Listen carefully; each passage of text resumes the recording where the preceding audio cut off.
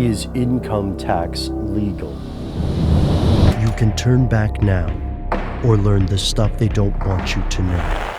Hello, welcome to the show. Thank you for tuning in. As always, that is Matt behind the camera. I'm Ben, and that makes this Stuff They Don't Want You to Know. As you do know, we are based in the United States, and as we film this, there are probably more than 1 million people. I think that's a safe assumption. They're basically a load of people running around the country panicking because if they don't get their taxes in by today, then Uncle Sam is going to come down like a bag of bricks and tax them even more for not paying their taxes on time. So is this legal? Turns out that there is a large community of people in the United States who think that the income tax is completely illegal, unconstitutional, shouldn't be around, and every year at least a few people are going to be fined and go to court because it's not that they were late on their taxes, it's that they are tax activists, tax protesters, and they will gladly go to court to explain why they don't feel they should pay taxes. Historically, this isn't much of a surprise because we know that the United States has always had a very tough relationship with taxation. I mean, one of the reasons that this country is even a country at all is because way back in the late 1700s, people in the United States hated paying taxes before it was the United States, and that kind of idea continues today. Fun fact, after the founding of the United States, Congress didn't pass a national income tax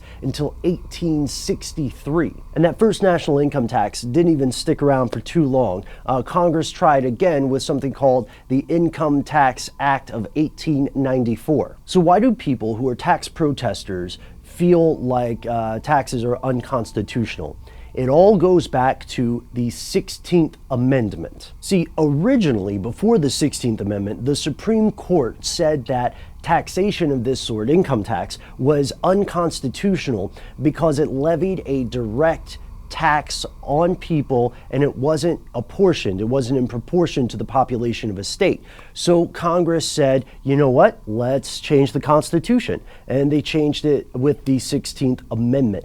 Ever since then, people who don't believe they should be paying income tax have argued against the 16th Amendment in a variety of ways. Now, these could be sort of small, maybe even entirely semantic arguments, such as the idea that calling something income doesn't make it wages, and therefore the thing shouldn't work at all. Or there's also the idea that the word repeal is never actually used in the 16th Amendment, which in that case, the people who believe this say that that makes the entire amendment invalid. Then it goes to a couple more abstract concepts, such as the argument that because this is a progressive tax, that it violates the 14th Amendment of equal treatment under the law. So as we can see, there's a range of ideas here. There are varying schools of thought about why the 16th Amendment doesn't check out.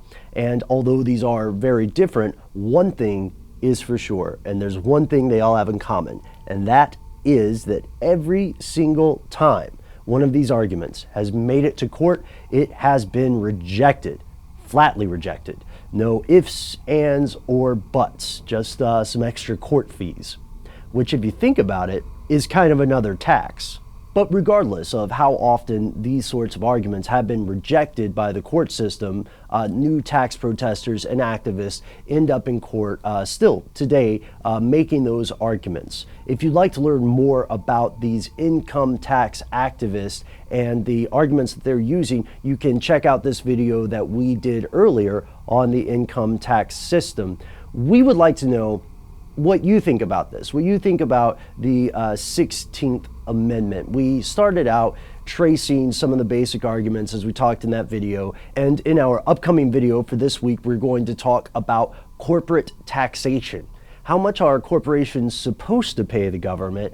How much do they actually pay? Answer might surprise you. Neanderthals, Denisovans, possibly real-life hobbits. Stay tuned for next week as we get into the murky history of evolution and Homo sapiens as we explore the lost races of man.